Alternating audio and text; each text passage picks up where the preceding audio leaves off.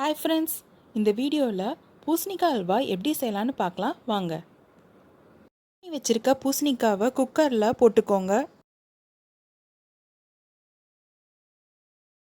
பூசணிக்காய் வேகிறதுக்கு கொஞ்சம் தண்ணி ஆட் பண்ணிவிட்டு 4 விசில் வச்சு நல்லா வேக வைங்க. வேக வச்ச பூசணிக்காய் நல்லா வெந்திருக்கு. இப்போது ஒரு நான்ஸ்டிக் பேனில் நெய் ஊற்றிக்கோங்க. நெய் நல்லா ஹீட்டாக ஆரம்பித்ததும் அதில் சின்னதாக கட் பண்ணி வச்சுருக்க முந்திரி பாதாம் ஆட் பண்ணி நல்லா வறுத்துக்கலாம். முந்திரி பாதாம் நல்லா வதங்கினதும் இப்போது நம்ம திராட்சை ஆட் பண்ணி நல்லா வதக்கி விட்டுக்கலாம். இந்த ட்ரை ஃப்ரூட்ஸ் எல்லாம் வேறு தட்டில் மாற்றி வச்சுக்கோங்க. இப்போ மீதம் இருக்கிற நெய்யில் நம்ம வேக வச்சுருக்க பூசணிக்காவை போட்டு நல்லா வறுத்துக்கலாம் ஒரு 2 நிமிஷத்துக்கு.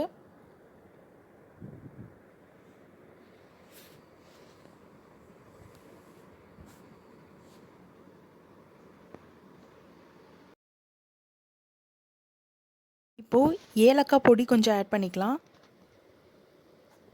அல்வாவுக்கு தேவையான அளவு சர்க்கரை சேர்த்து நல்லா கிளறி விட்டுருங்க.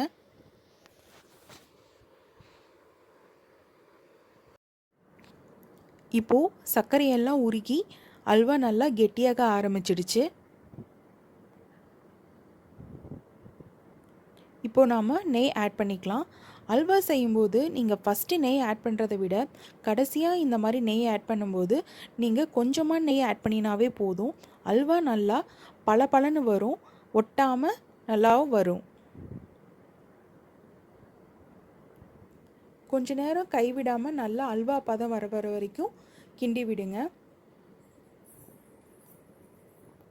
இப்போது நாம் ஏற்கனவே வறுத்து வச்சுருக்கிற முந்திரி பாதாம் திராட்சை போட்டு நல்லா கிளறி விட்டுருங்க. நம்மளோட பூசணிக்காய் அல்வா இப்போது ரெடி ஆகிடுச்சு.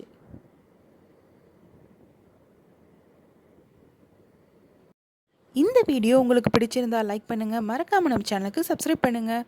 Meet you in the next video. Bye.